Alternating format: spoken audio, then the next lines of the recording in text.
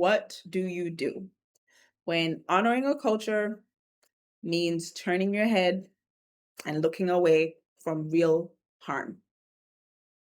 I don't know what to do with this. As somebody who loves different cultures, wants to travel all over the world, I have a hella damn long list of countries that I want to get to and languages that I want to learn and people I want to learn from. But when I look at the particularly the food, because your girl loves a good meal, okay? Like, we love food around here. We love good food around here. And travel can very often, more often than not, equal good food. Like, particularly like learning a culture through food, and particularly with cultures that show love and care and hospitality through food. Like, you want to be able to indulge and lean in and learn. You want to learn how to cook these dishes. You want to sit in the kitchen with a grandma and learn from her. You want to attend the cooking classes. You want to delight in the history and the culture of the food that is on your plate. Ah. Bruh, if any of y'all love food and love travel and people the way I'm talking about, you know what I mean. I want the most authentic dishes, like the take me to your grandma's house and let her feed me. Yes, thank you. You want I will pay. Yes, happily. And some of these places don't accept pay, by the way. Like, they're like, no, no, no, no, no. We want to welcome you. We love having you here. Da, da, da, da, da, da. You're just like, oh my gosh, y'all are the absolute best. Thank you for feeding me. Um, but how do you do that with an open heart and with excitement and with the excitement and joy that you want to do that with? When you know, for example, that the fish in the soup that you are eating from this precious, precious, amazing, wonderful family, culture, people, country, having this fish in front of you right now has meant that tens of thousands of tons of bycatch have been thrown back. Coral reefs have been decimated. Whole populations of endangered species of sea life are at risk, at enormous risk, for the sake of this dish that is in front of you right now. This is what I felt, y'all. This is what I felt when I watched the, the Seaspiracy documentary. I don't know if y'all have seen this thing. I didn't love it, but I cannot deny its claims and its facts. I didn't love the tone of the documentary because it didn't seek to tell a story from a very um objective and data backed and level headed perspective. It didn't seek to critique from a place of respect. I think the the guy who was filming and creating the documentary and the team who were filming and editing, I think they were just frustrated. They were frustrated with everything that they were seeing. The more they found out, the more they just got lost hope and got despondent and deeply infuriated at the deep exploitation of our marine ecosystems. Deep exploitation. And because of that, their approach was, I don't think, respectful, and I don't think objective in a way that would lend credibility to their argument. Like, if I was not the person that I was, I would not have sat through that documentary because I like objectivity. I like level-headedness. I want to know the facts. I want you to approach people that you're interviewing, sources that you are using to gather data in good faith. However, when your girl left said documentary, finished watching it, was high-key annoyed, and went to like learn with Claude after watching this, nearly all of the claims that I found and was able to research were 100% true. And they were not lying in that documentary.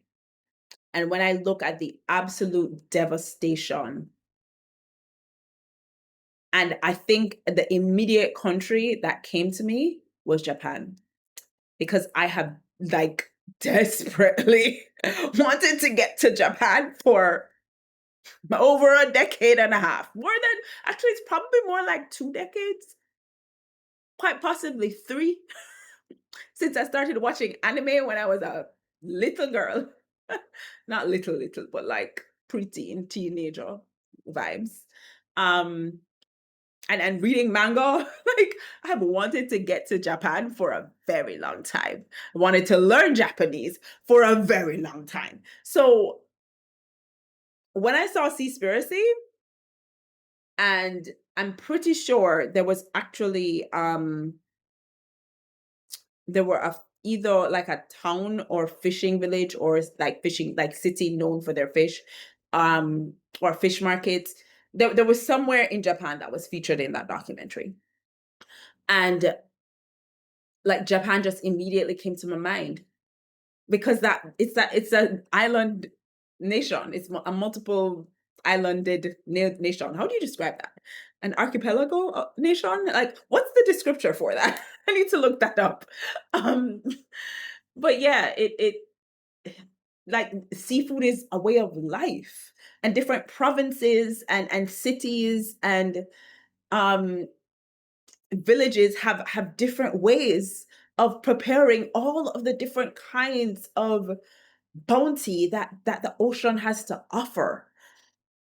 And like, I look at that culture and that history, and it is so deep and rich and full of such, because also like when you look at a country like Japan, where history and excellence are part of like the fiber of the culture, where everything is precise, where like as a chef that is licensed, a sushi chef in particular, that is licensed to serve oh my gosh, what is that fish called? Fugu? Am I remembering that correctly? The one that can poison you if it's not prepared correctly for sushi.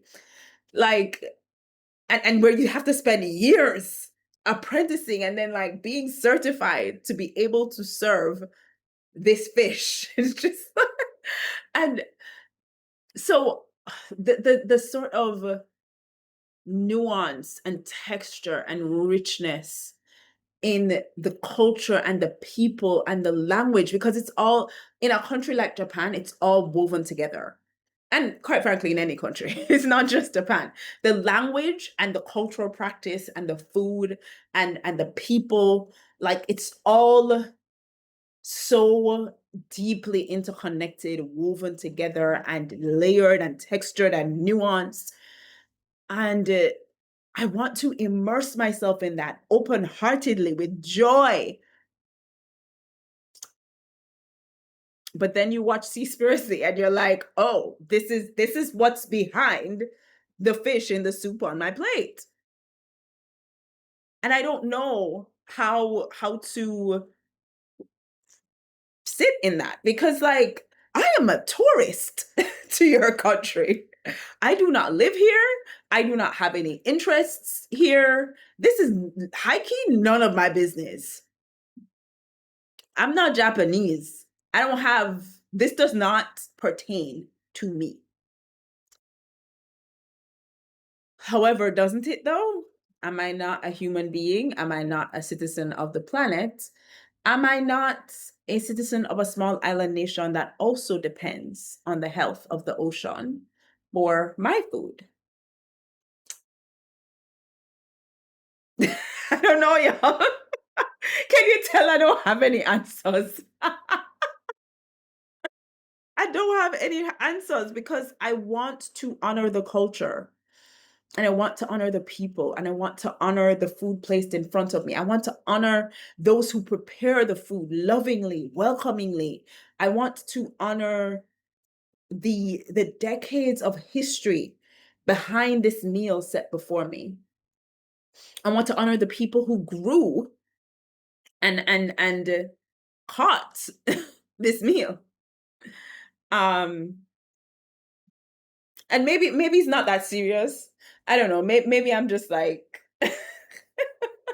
maybe I'm overthinking and overblowing this because maybe you're not walking down the street at like a market or whatever, like an open air market, and wondering like where your fish came from. Maybe you're not doing that. Maybe you're not slipping into a sushi bar. Um, Actually, I'm pretty sure there's a name for those that I'm technically forgetting. Like there's an actual name for sushi restaurants, isn't there? I feel like I'm forgetting this. In any case, like if I just find one of those that locals frequent on the street, or I go on a food tour, um, maybe I'm not thinking like where this fish came from, but I am actually. I am. I have these questions all the time because food systems and agriculture is I have a deep sort of passion for this because it's such our food systems can be such a brilliant example of what it looks like to have a really closed system and to consume based off of what the planet gives us and not exploit. Um, Conscious consumption, right? Our food systems can look like that, but many of them don't. And once I saw this, I couldn't unsee it. And Seaspiracy exposed the marine side of things. And so, yeah, I'm going to be thinking about that. And on the one hand, I don't want to, because I want to enjoy this experience. I want to enjoy this person in front of me who's encouraging me to try like something that I've never tried before. Um, I want to be immersed in the place that I am in. At the same time, these are questions that I naturally end up asking now. Like, how was this caught? How was this creature that I am eating raised? And side note, y'all, I'm typically vegan anyway. Vegan and gluten free. So there you go. Um, but I tend to relax those labels. And it's more about like the way that I eat than I label anyway. I don't really care about the label. The label is only useful to describe the kind of diet that I ascribe to, and that feels good for my body. It's not in any other way useful. I don't that's not me. Um, However, I say that to say that I will um not always eat vegan and gluten free when I'm traveling. It depends obviously on what options are available, but it also depends on like the experience that I am having. Because if I am on a food tour and the host says they're gonna give us a surprise and they're taking us to their home and their mom has prepared a meal for all of us, like if mama's serving meat, just gonna find a way to say thanks and eat some, because like how considerate, how welcoming, how deeply connected would I feel to that family, to that culture, to that language, to the food on my plate. Particularly if it's a situation that mama has a garden out back and she grew some of this herself, bruh. So I sit in this and I'm just like, I don't really have a voice here. I don't live here. This is not my country. This is not my interest. Um, and when I say this is not my interest, I mean I don't have any stake in this. And at the same time, that feels like ignoring harm. that feels like complicity, that feels like being a part of the problem.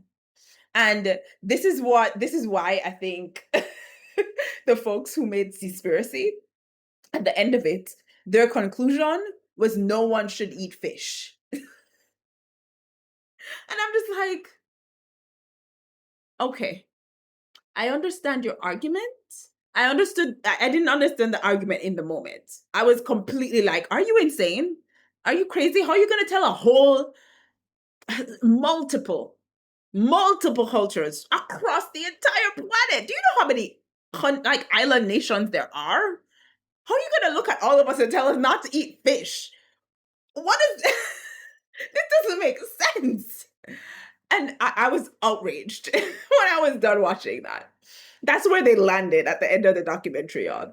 But after talking to Claude and seeing all of their facts supported, I was just like, okay, I get it. I understand where you were coming from now. I get it. However, what right do I have to say that to you? I am not worse. Worse. Let's just be real for a second here. Worse. The person who is saying this is some random white guy. Bruh. You are going to look at indigenous communities who have lived on, fished in, farmed, raised babies in generations on this land and this seaside and tell them, no, don't eat fish. Like, oh my gosh. The obnoxious level of privilege and pomposity is unmatched. Like, what? But at the same time, I understand why you would end up there, because the atrocities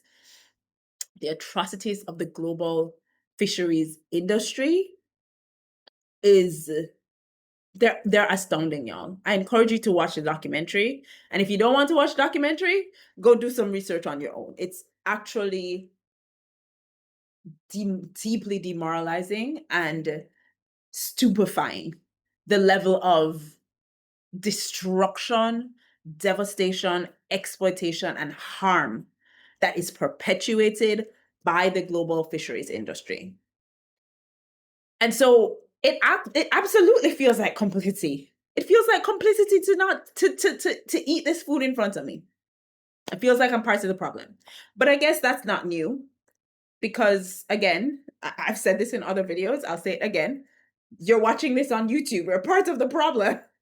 You have a laptop or a smartphone, you're part of the problem. Like, all of us are complicit at this point. So I don't know, maybe, what am I saying?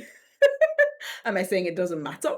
Am I saying then that, like, you acknowledge that this is not your culture and you don't have a say over this, and you just joyfully eat what's put in front of you and kind of put aside your conscience and your ethical values? What's that word? What's that phrase? Like, something, your disbelief? It's not coming to me right now. I don't think I'm saying that, because I wouldn't be comfortable with that. But I also don't feel in any way that I have any right to say anything to any marine community, particularly a marine rural community. But just any citizen in any country who is eating fish, for example, because fish is not the only problem. Obviously, there are other problems within the food system. Fish is not, like, fisheries are not the only problem. But yeah, I don't feel like I have any right to speak. So I don't know. I guess that leaves me in the bougie category. Where now I have to, you know what? I laughingly say that, but I think that what it enables me to do is be a lot more of a conscious traveler.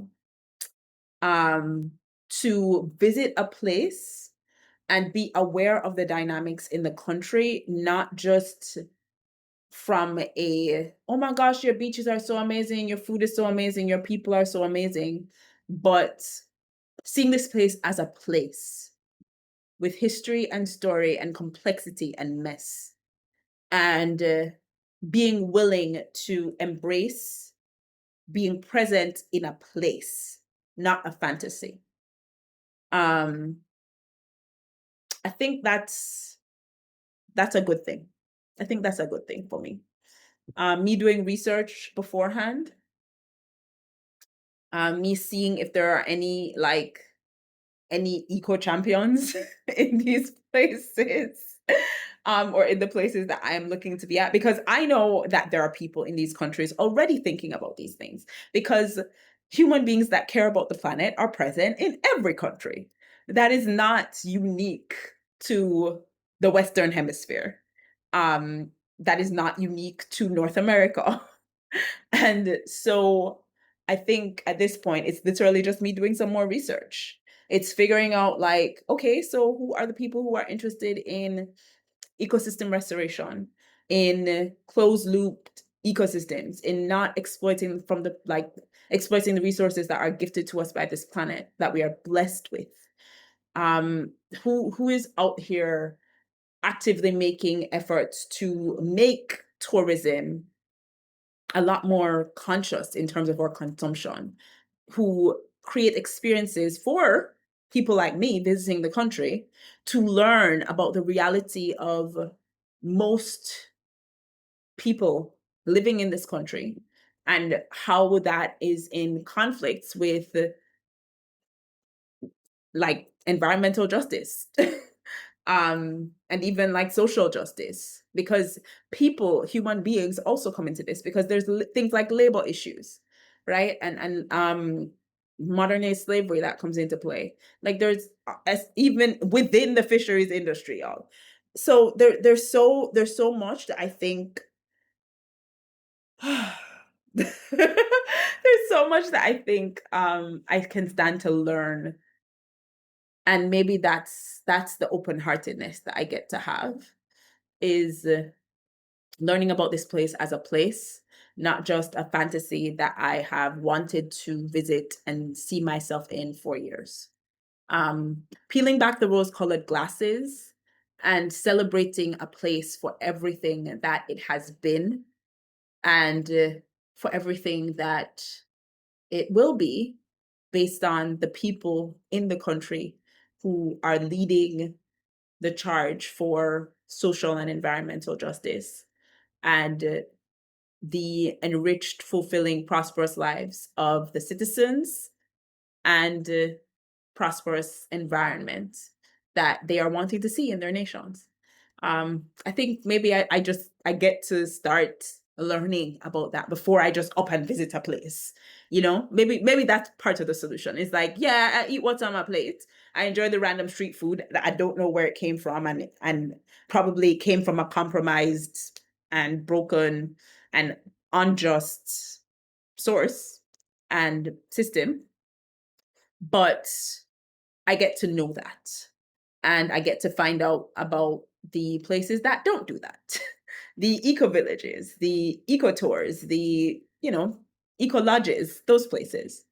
Eco restaurants, like those kinds of places. I get to learn about those too. And I get to embrace a place for being its real identity. Yeah, yeah. That's what I'm thinking. What do y'all think? Have you had this question before? Not specifically around fisheries necessarily, but like going into a country and finding out about injustice and wrestling with your presence in that country, and your potential feelings of complicity, and moments clashing up against your ethics, um, as you travel or as you think about traveling. I'm very curious to hear. Side note, I absolutely often feel this when I think about going to places within Europe. I'm just like, y'all enslaved my ancestors. Do I really want to come here? Also, castle. Also, wide open fields and like the French countryside. That is 100% what I'm like. And I sit in that tension with like historical tourism and the history of places that I do want to visit, but also knowing these were empires and not were, because some of them still are. Neocolonialism is real. So yes, on that note, I'm curious to hear whether or not y'all are asking these questions. If this is something that you think about when you are traveling, and how do you reckon with it? How do you have you resolved that tension? Drop a comment below. Let your girl know. Help a girl.